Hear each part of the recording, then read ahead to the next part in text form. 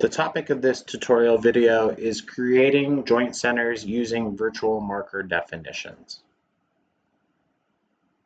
In previous tutorial videos, we go through the creation of virtual markers in general within Cortex, and for this tutorial video, we will go in depth on how to create virtual markers that create joint centers. For our example, we will be using the Helen Hayes for Solution marker set that is provided within Cortex and is the basis around a lot of the tutorials and kin tool manuals that we provide customers as well. Within our virtual markers, within the marker set properties tab on the right hand side of Cortex, vMarkers is going to be where you will find your virtual marker definitions. For that, in order to create a virtual marker, you can right-click and add a virtual marker. For our instance, since we've already gone through the creation of the virtual markers, we will be using the edit feature in order to edit pre-existing virtual markers. So that way, if the accuracy of the virtual marker location is not accurate, we could change that. Or if the called upon markers need some improvement or any additions or changes, we can do that within the edit window. For our example, we are going to be showing the right hip joint center, the right knee joint centers, and then the right ankle joint centers as well. Prior to getting going within the right hip joint center, I do want to start with our mid ASIS points. Within the edit portion, edit and add will bring up our virtual marker definitions tab. So within this virtual marker definitions, we can set based off of a handful of different types. Those types being a 3-marker value, 3-marker ratio, 2-marker value, 2 marker ratios, 1 marker value fixed, and then an EMR option. For a mid ASIS point, we are going to be using a 2-marker ratio, which provides a percentage point that an offset would be to create a virtual marker. Within the virtual marker definition, we have our origin marker, which is the marker that we would start with. That would be the marker that is closest in relation to the point of the virtual marker definition.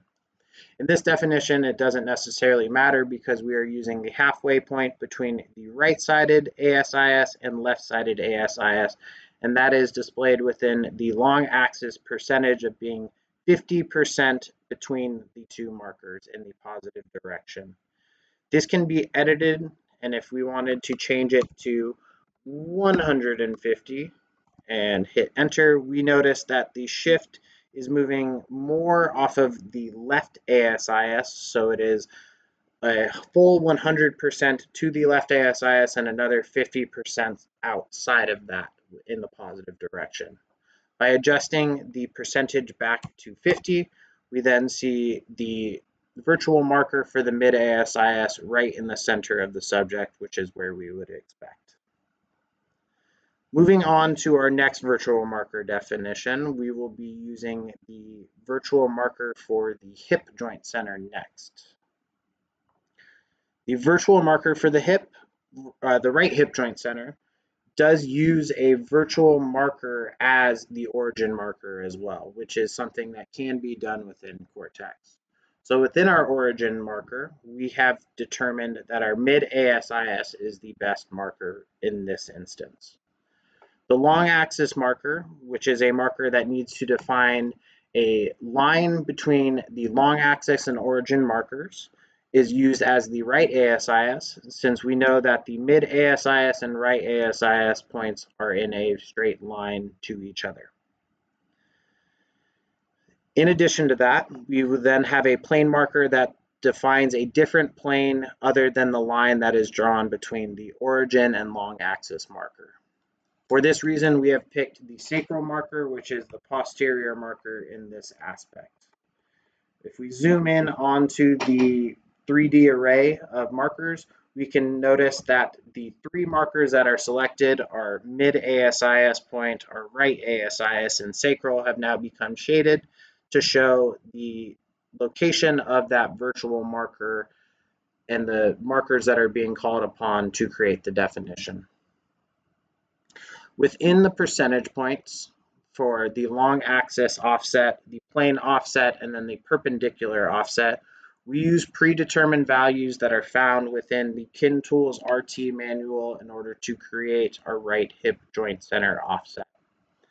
If other offsets are found or other locations are found to be more accurate, these are editable and these can be adjusted as needed for your virtual marker definition. If you're not using the Helen Hayes marker set, that would be something that can be edited. If you are using the Helen Hayes marker set, that's something that we have already determined, but it can still be edited if you would like as well. In order to know more of the definition, if you wanted to select other markers that are being called upon to create an origin marker, long axis marker, or plane marker, by selecting the help window in the bottom right-hand corner, this describes a little bit more of what each marker and each marker being called upon is doing to create our virtual marker definition.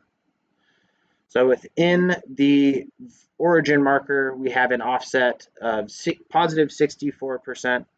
We have the long axis marker having an offset in the plane direction of 44%, and then the perpendicular to that would be our sacral marker, and that would have an offset in the negative 68 percentage point direction.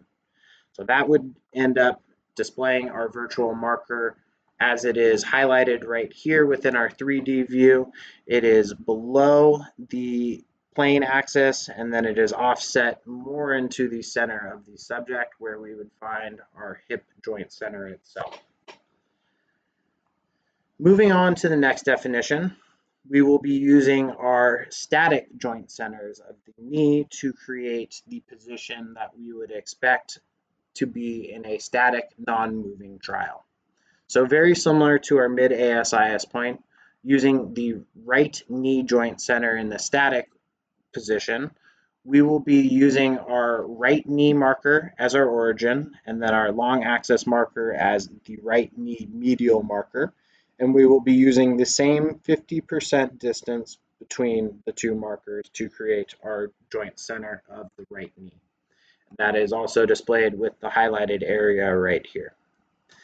Moving into our dynamic joint center, with motion, we expect minor shifts within the joint centers, especially of the knee or areas that do move in accordance with a particular motion, running, walking, cutting, something along those regards. In that, we can then create our virtual marker definition for a dynamic knee joint center, similar to that of the right hip joint center, but this time we will be using a 3-marker value rather than a 3-marker ratio. For this, we will be using as our origin marker the right hip joint center and then the right knee as these two markers, or virtual marker and marker, define one line from marker to the long axis marker.